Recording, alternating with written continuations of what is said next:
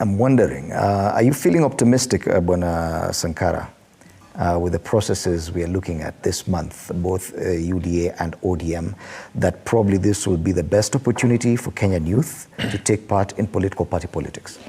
Well, Fred, without mincing words, allow me tell you that from my own point of view, currently, UDA is not going to conduct what we call the primaries. UDA is conducting post-election party drop-offs and post-election party pickups of perceived party strongholds and drop-off of perceived party enemies. I have interacted far and wide with most of the UDA leadership.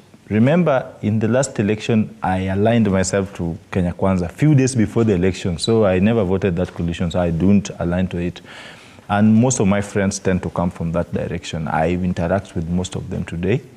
As things stand today, there is no clear framework on the involvement of these young people in the political management. And you know, in our country, just like South Africa, people vote political parties. So our first step of meaningful participation in politics emanates from involvement in party activities, because most of the youth still remain in the realms of political activism outside informal political structures. Is this out of their own complacency as a youth, or are you saying there are barriers within the political parties? There are impediments. Youths are ambitious human beings and segment of the population.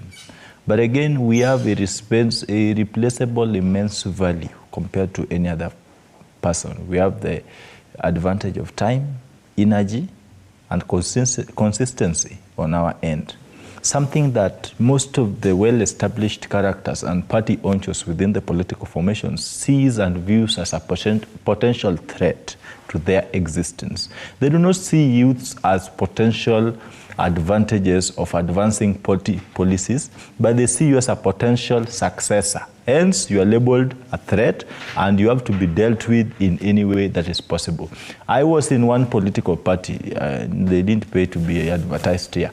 So in this political party, we would sit down the and public entities, you can mention them. Okay, well, I was a national youth leader ANC party. So when we used to have our National Youth League meetings, the most fundamental thing that I would say, we developed a youth charter. But again, you realize that after developing this youth charter, from the youth perspective and signing it off, the document that was unveiled as the youth charter was completely different from what we signed. That is what is happening, political conmanship. So we really need to find a way of harnessing the potentials of young people by allowing them. We don't need to be given opportunities. And you don't think this opportunity with the elections by UDA? By allowing us. You know, the problem we have in Kenya is a culture of youthful denial, where you are a youth and you are being denied the opportunity to exploit your potential. Yet then when you grow old, it's not given. That's why I'm saying we don't need to be given. Talking about being allowed to take part. We don't need to be allowed. We only need respect of structures. If I'm a youth leader, allow me to do what I'm supposed to do. Because if you fail to allow me, then we'll emanate into chaos. Okay. Because we believe in taking, by the way. Personally, as Sankara, I don't believe in giving. I'm a straight villager from Kisumu, but I'm here in Nairobi. Fred, are you optimistic about the process? Fred, it will be so mean for Sankara to speak about UDA when he cannot speak about his own party. I don't know if it is ODM or no, because the last time ODM did an election, it was the men of... UDA has never done any primaries. Now, UDA...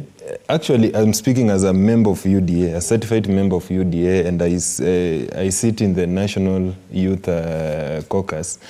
Now, UDA has no structured youth league. Okay, that's according to let me speak about my patent. So, if there is one democratic party and believes in democracy, that is UDA.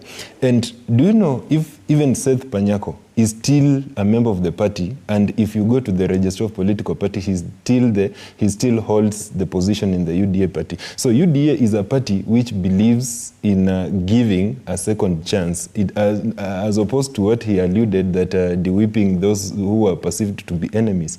That is not with UDA. And UDA is going to conduct one of the most successful grassroots elections up to the Our concern is the involvement of the youth in that process. In terms of involvement, the how should be like okay, like the UDA, it's always in public domain. The party has shown interest, and it has practiced interest in giving a chance to the youths. Now, coming to that point, allow me to use an example where I came from and where I come from. We are seeing in Western Kenya, there is this caucus between Tawe movement and all those kind of things. Fred, there is a very ingenuine, let me say, ingenuine ideas, especially being run by the governor of Trans Nzoia County, because you are coming to say that we need a new crop of leadership. When yourself, you've been in government almost entirely all your years, holding a very serious position. Now, so how does that marry with UDA presence and involvement of youth? No, I'm speaking about the position of the youth in Western Kenya. But Natambia is not a youth. Relax. Trans Nzoia is not a youth. Who said that? Relax. Just connect The question was on the involvement. Now, on the involvement not of the youth, movement, especially in the and I processes. started by saying this. I'm addressing this using an example from where I come from. Fair enough. Fair enough. Sangara, learn to listen, bro. So, where I come from, especially the involvement of our youth in all capacities, and this is